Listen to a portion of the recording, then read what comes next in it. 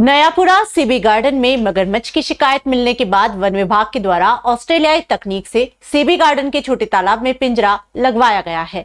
इसे गार्डन के तालाब में रख दिया गया है। ये पानी में तैरता हुआ नजर आ रहा है। मगरमच्छ को ललचाने के लिए पिंजरे में मांस भी रखा गया है। सहायक वनपाल प्रेम कंवर शक्तावत को प्रशिक्षण के लिए ऑस्ट्रेलिया भेजा गया था ताकि वह हिंसक हो चुके मगरमच्छ को नदी से रेस्क्यू करना सीखे।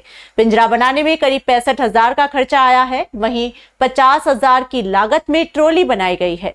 प्रदेश में ऐसा अन्य पिंजरा कहीं भी नहीं है जिससे जलीय जीव जंतुओं को रेस्क्यू किया जा सके। पानी के अंदर से मगरमच्छ को पकड़ना तो देखो पॉसिबल नहीं है। अभी तक तो कोई मेरी नॉलेज में तो नहीं है कि हम पानी के अंदर जाके पकड़ते हैं। पर इसमें हमने ये प्रयास किया, राजस्थान में मेरे ख्याल से फर्स्ट टाइम ही होगा कि हमने पानी के अंदर एक केस तैयार कराया। इस बार हमने रेस्क्यू इक्विपमेंट्स के अंदर हमने उसमें किया है। हमारी एक फॉरेस्टर हैं जो कि ऑस्ट्रेलिया भी गई थी, जिन्होंने इसकी ट्रेनिंग ली है क्रोकोडाइल्स को रेस्क्यू करने की। उन्होंने एक आइडिया दिया कि साहब वहाँ पे फ्लोटिंग बनाते हैं। फ्लोटिंग मतलब तैरता हुआ पिंजरा है।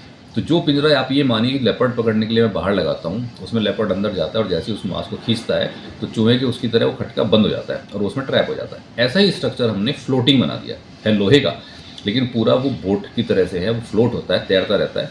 उसके अंदर हमने मांस बांध दिया है। अब जब क्रोकोडाइल लेकिन रेप्टाइल है, वो रोज़ खाना नहीं खाता, आदमी की तरह ऐसा नहीं रोज़ को खाना चाहिए।